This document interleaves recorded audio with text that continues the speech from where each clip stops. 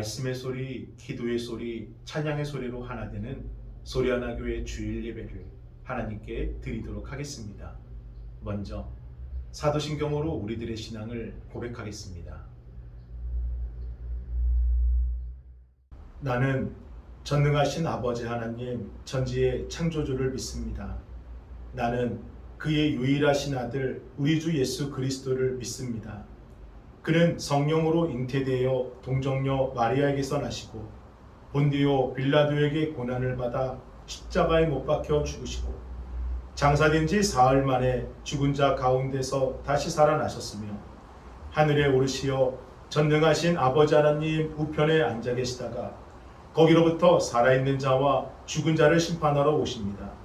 나는 성령을 믿으며 거룩한 공교회와 성도의 교제와 죄를 용서받는 것과 몸의 부활과 영생을 믿습니다.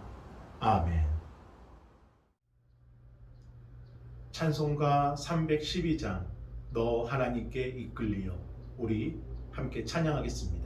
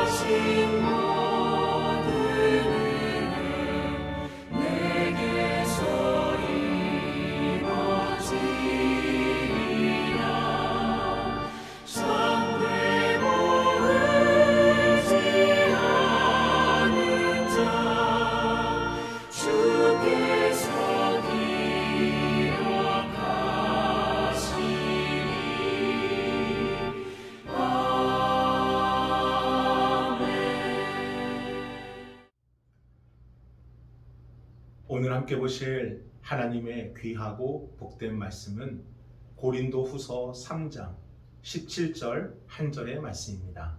우리 함께 봉독하겠습니다. 주는 영이시니 주의 영이 계신 곳에는 자유가 있느니라. 아멘. 할렐루야. 영상으로 예배하시는 여러분의 그 자리가 하나님이 부어주시는 은혜 가득한 자리 되길 주님의 이름으로 축복합니다. 장 도미니크 봅이라는 프랑스인이 쓴 잠수복과 나비라는 책은 손이 아닌 눈으로 쓴 책으로 과거의 저자는 프랑스의 세계적인 잡지 엘리의 편집장으로 있으면서 준수한 외모와 또 화려한 화술로 인생을 즐기던 사람이었습니다. 하지만 43세 때 갑작스럽게 찾아온 이 뇌졸중으로 쓰러지면서 혼상태가 되었고 다행히 3일 만에 의식은 찾긴 되었지만 이 왼쪽 눈을 빼고 전신에 마비가 오게 됩니다. 그럼에도 자신이 살아있다는 것에 대한 감사와 자신의 존재감에 대한 이 확신을 갖기 위해 왼쪽 눈만 깜빡일 수 있는 자신이 무엇을 할 수 있을까? 그는 깊이 고민하였고 글을 쓰기로 결심을 합니다. 그런데 왼쪽 눈만 깜빡일 수 있는 사람이 어떻게 글을 쓸 수가 있겠습니까? 그래서 그는 대필자를 구해서 그 사람이 알파벳을 처음부터 하나씩 읽다가 본인이 원하는 단어의 알파벳이 나오면 그때 눈을 깜빡이는 겁니다. 그렇게 대필자를 통하여 무려 20만 번 이상 눈을 깜빡여 15개월 만에 쓴 책이 이 잠수복과 나비라는 책인데, 왼쪽 눈만 깜빡여서 알파벳 하나하나를 모아 단어를 완성하고 그 단어가 문장이 되게 하고 또 그 문장이 책이 되기까지 얼마나 많은 인내와 노력과 힘이 필요했겠습니까? 하지만 안타깝게도 책을 출간하고 8일 후에 그는 심장마비로 세상을 떠나게 됩니다. 소망을 품고 살아가는 사람이 얼마나 위대한 삶을 살 수가 있는지를 보여준 장 도미니크 보리. 많은 사람들은 그의 죽음을 애도하였고 그의 책에 더욱더 관심을 갖게 되었습니다. 그의 책 서문에는 이러한 글이 있습니다. 흘러내리는 침을 삼킬 수만 있다면 세상에서 가장 행복한 사람입니다. 자연스럽게 숨을 들이쉬고 내쉴 수 있다 해도 그는 행복한 사람입니다. 불평과 원망은 행복에 겨운 자의 사치스러운 신음일 뿐입니다.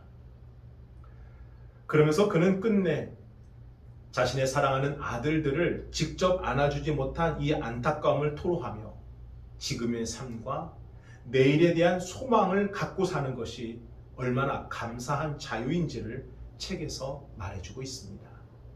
사랑하는 여러분, 우리의 삶에서 품을 수 있는 소망이 있다는 것, 또 그 소망을 붙잡고 산다는 것은 이토록 귀한 것입니다. 그런데 우리의 소망이 이렇게 사라지는 소망이 아니라 결코 변하지 않는, 세상과 죽음도 빼앗을 수 없는, 우리에게 영원한 생명을 주는 진리가 오늘과 내일에 대한 우리의 소망이 된다면 오늘 겪는 절망은 결코 문제가 되질 않습니다. 그래서 사도 바울은 이렇게 고백합니다. 고린도후서 3장 12절입니다. 우리 함께 읽어봅니다. 우리가 이 같은 소망이 있으므로 담대히 말하노니 아멘. 사도 바울의 담대함은 어디서 비롯된 것이다 말을 합니까? 바로 소망에서 비롯된 것이다 말을 합니다. 그러면 이 소망은 바울을 위한 꿈이나 희망 같은 것일까요? 내가 무엇인가를 가졌으면 좋겠다. 내가 무엇인가를 이루었으면 좋겠다. 내가 어떤 사람이 되었으면 좋겠다. 나로부터 비롯된 열정과 열망 같은 것일까요? 아니요. 그것과는 전혀 다른 뜻입니다. 여기 바울이 고백하는 소망, 성경에 기록된 소망은요, 하나님께서 하시리라, 하나님께서 이루시리라, 이 말씀의 약속에서 비롯된 것입니다. 그리고 비록 나에게는 희망이 없을지라도, 비록 내가 이룰 수 있는 꿈은 아닐지라도 하나님께서 하시면 된다. 하나님은 이루시면 된다. 하나님께서 반드시 그리 하시리라. 하나님에 대한 믿음과 신뢰에서 비롯된 것입니다. 이것은 바울만의 고백이 아니에요. 아브라함의 고백도 그렇습니다. 우리 창세기 18장, 우리 아브라함의 고백 11절부터 14절 함께 읽어보겠습니다. 아브라함과 사라는 나이가 많아 늙었고 사라에게는 여성의 생리가 끊어졌느니라.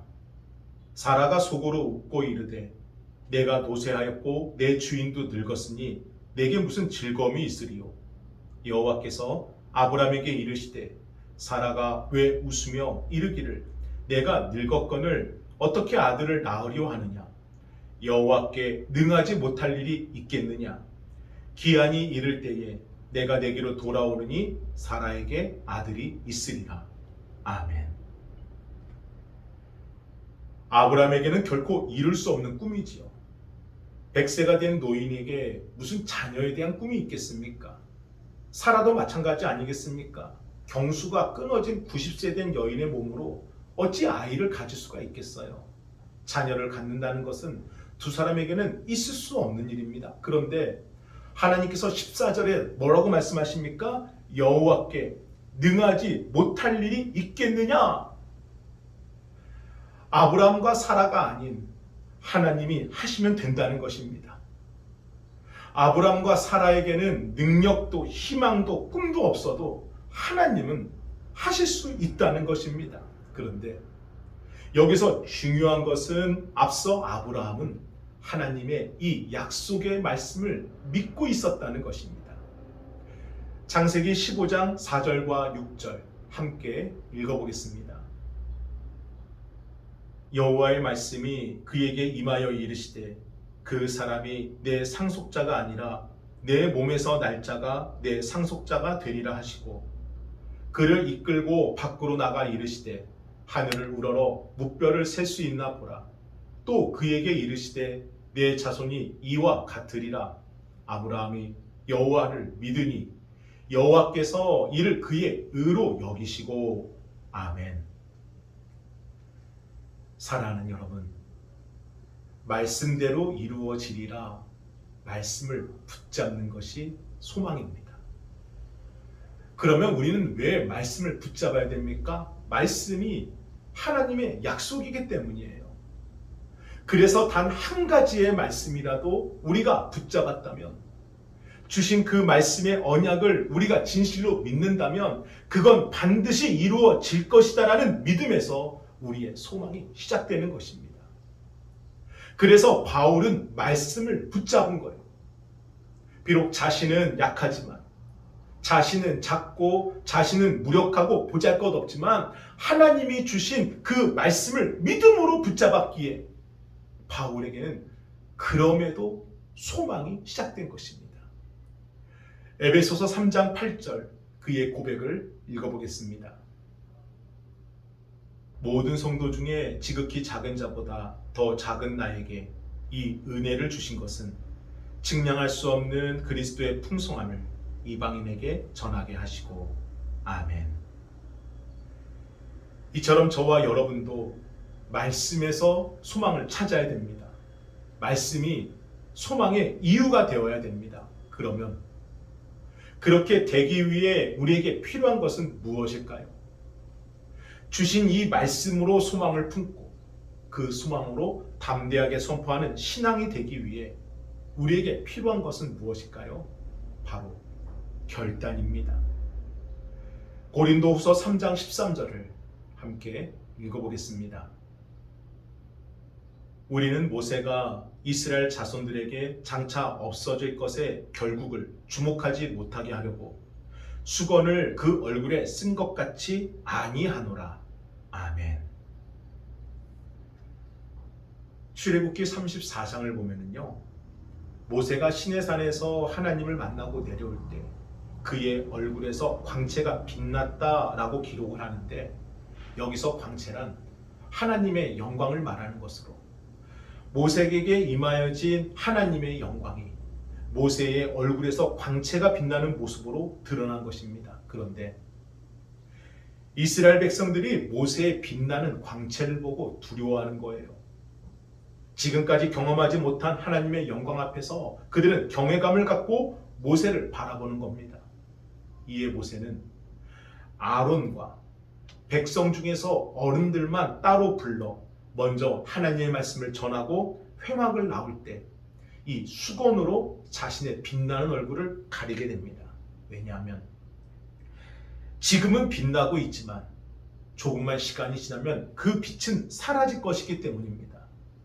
그러면 빛나는 것만을 주목하고 신비롭게 바라봤던 사람들의 그 마음이 어떻게 될까요? 당연히 빛이 사라지면 실망하고 또 불안하고 실족하게 되겠죠. 그래서 모세는 이 수건으로 빛나는 자신의 얼굴을 가린 것입니다. 하지만 바울이 말하고자 하는 것은 13절 후반부입니다. 수건을 그 얼굴에 쓴 것 같이 아니하노라 라고요. 그렇게 하지 말라라는 겁니다. 모세처럼 가리지 말라라는 거예요. 왜냐하면 그리스도에게 받은 영광, 그리스도를 사모함으로써 그분 안에서 누리는 그 영광은 반드시 드러나야 될 영광이지 가리고 없앨 영광이 아니라는 겁니다. 이것이 바울의 신앙의 본질이에요. 세상이 아닌 예수 그리스도로 말미암는 기쁨, 나 같은 죄인에게도 부어주시는 한량없는 은혜, 구원에 대한 소망과 그 소망을 이룰 수 있도록 허락하신 생명의 길, 이 모든 것이 온 나라와 모든 민족에게 밝히 드러나야 될 하나님의 영광이라는 것입니다. 그런데 문제가 있습니다. 우리 계속해서 고린도후서 3장 14절을 읽어보겠습니다. 그러나 그들의 마음이 완고하여 오늘까지도 구약을 읽을 때에 그 수건이 벗겨지지 아니하고 있으니 그 수건은 그리스도 안에서 없어질 것이라. 아멘. 그러나 지금 유대인들은 새로운 영광을 받아들이지 못하고 옛 영광에 집착하고 있다는 겁니다. 이제는 예수 그리스도를 믿는 믿음으로 가려진 그 수건을 벗어 던져야 하는데 여전히 구약시대의 율법만을 붙들고 그 율법으로 의로움을 받고 그 율법으로 구원을 받는다는 고집스러운 마음의 완악함으로 여전히 수건을 벗어던지지 못하고 있다는 겁니다. 사랑하는 여러분, 과거의 은혜는 과거의 것입니다. 지난날 뜨겁게 기도하는 것 가운데 성령의 뜨거운 불이 나에게 임하는 그런 기적 같은 환상을 경험하셨습니까? 죽을 뻔한 위기 가운데서 예수 그리스도가 내 손을 잡아주시는 그 놀라운 생명의 은혜를 입으셨습니까? 그때의 은혜는 그때의 것입니다. 성령의 불을 받았어도, 엄청난 하나님의 은혜를 경험했어도, 대단한 기적과 이적을 맛보았어도 그건 과거의 은혜고 어제의 영광인 것입니다. 그런데 여전히 유대인들이 수건을 덮어쓰고 있는 것처럼 이 과거의 은혜만 회상하고 그것만 늘 그리워하고 그 영광에 취해 있는 성도들이 있다라는 거예요.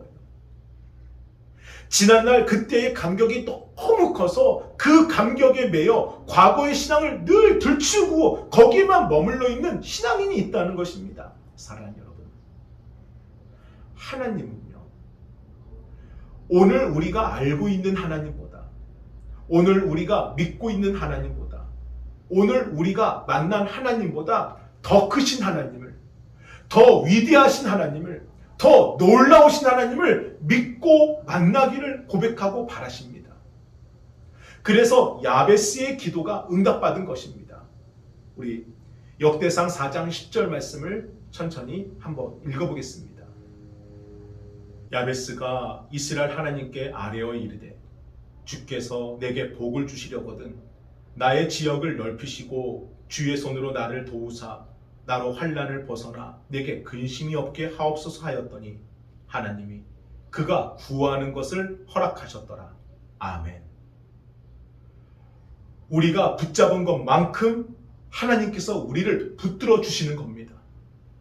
우리가 믿는 것만큼 하나님께서 우리에게 보여주시는 거고요. 우리가 소망을 품는 것만큼 하나님이 우리에게 이루어 주신 겁니다. 그래서 나의 지경을 넓히소서, 주의 손으로 나를 도우소서, 나로 환난을 벗어나 근심 없게 하옵소서. 이 모든 것을 겪고 있는 상황 가운데서 그 모든 것을 구하였더니 하나님께서 야베스가 구한 그 모든 것을 허락해 주셨습니다. 여러분, 오늘 무엇을 붙잡고 계십니까? 오늘 주신 말씀입니까? 아니면 과거에 주셨던 말씀이십니까? 오늘 무엇을 바라보고 계십니까? 이루어 주시겠다는 하나님의 약속입니까? 이루어 주셨던 과거의 은혜입니까? 오늘 무엇을 소망하고 계십니까? 부어주실 더 크신 하나님의 은혜입니까? 부어주셨던 과거 그때의 은혜이십니까? 우리가 붙잡은 것대로, 우리가 소망한 것대로, 우리가 간구한 것대로 그렇게 이루어짐을 믿으시기를 바랍니다.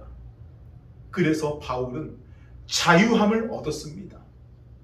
날마다 하나님의 말씀을 붙잡았더니, 그래서 새로운 하나님의 비전을 품고 소망하였더니, 더 크신 하나님을 바라보게 되었더니 그는 자유함을 얻었습니다. 고린도후서 3장 16절과 17절 우리 함께 읽어봅니다. 그러나 언제든지 주께로 돌아가면 그 수건이 벗겨지니라.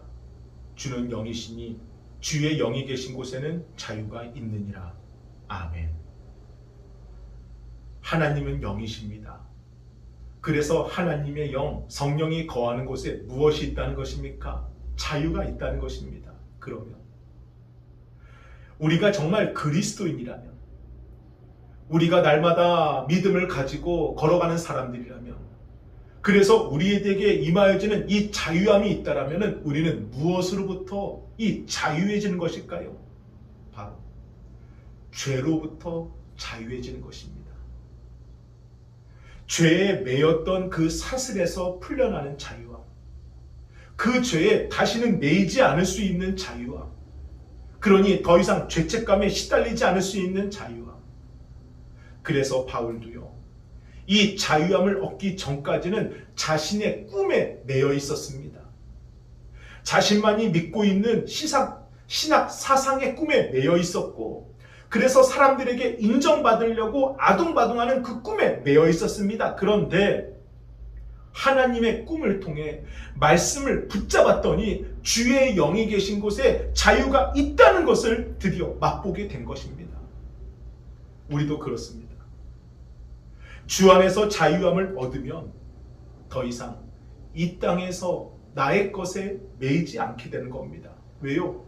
더 큰 소망에 붙들렸기 때문에, 더 중요한 것을 찾았기 때문에, 무엇이 진실인지를 깨닫기 때문에 내 것은 작아지는 거예요. 그래서 이 자유함을 얻은 성도는 나는 죽고 예수로 사는 그 삶을 살게 되는 것입니다. 사랑해요. 내 자녀가 뭐가 되고 안 되고 이것이 중요한 것이 아닙니다. 오늘도 내 자녀가 온전히 성장하길 바라시지요. 오늘도 내 자녀가 하나님께 붙들려 하나님께서 책임져 주시는 귀한 인생 되기를 기도하시죠. 그렇다면 학교를 어디 가야 되는지, 또 성적이 어떻게 되어야 되는지, 나중에 취업을 어떻게 해야 되는지, 이것은 그저 하나의 수단일 뿐 본질이 아닙니다. 본질은 내 자녀가 주의 영이 계신 곳에 서 있느냐, 그래서 자유함을 경험하고 있느냐, 그래서 기도하시는 거잖아요. 그래서 눈물을 흘리시는 것이고, 그래서 참고 견디시는 거 아니십니까? 그러므로 육신의 부모인, 또 신앙의 부모가 된 저와 여러분이 그리스도 안에서 누리는 이 자유함이 어떤 것인지를 먼저 우리 사랑하는 자녀들에게 보여주어야 됩니다. 그러면 우리 자녀들은 우리 어머니가 신앙 안에서 저리도 자유함이 있으시구나, 우리 아버지가 자유함을 얻어서 저리도 평안하시구나, 성령께서 같은 은혜를 받듯이 부어주십니다. 저는 주의 영이 계신 곳에 자유함이 있음을 경험하는 그 삶, 그 자유함과 기쁨 때문에 우리의 삶이 날로 변화되고 새롭게 일어서는 삶, 이러한 삶이 저와 여러분의 삶이 되길 주님의 이름으로 축복합니다. 그리고 그 삶이 나만의 삶이 아니라 내 자녀를 변화시키고, 내 가정을 변화시키고, 내가 섬기는 교회를 변화시키는 놀라운 하나님의 영광이 될 것을 믿습니다. 우리 함께 기도하겠습니다. 거룩하신 주여, 감사합니다. 주의 영이 계신 곳에 자유함이 있음을 믿습니다.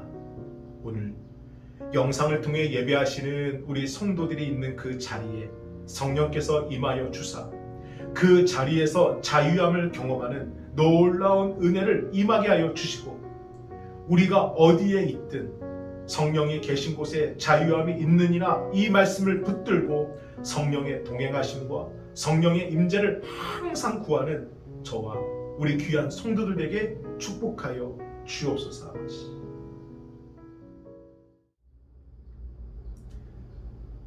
감사합니다. 정성껏 준비하신 예물을 하나님께 드리겠습니다. 영혼 연약하여 지치고 근심 속에 내 맘 눌릴 때 주 오셔서 나와 함께 하시기 잠잠하게 날 기다립니다. 날 세우사 저 산의 우뚝 서리 풍랑 위를 나 걷게 하시리. 주님 품에 나 안기어 있으니 이전보다 더 강하게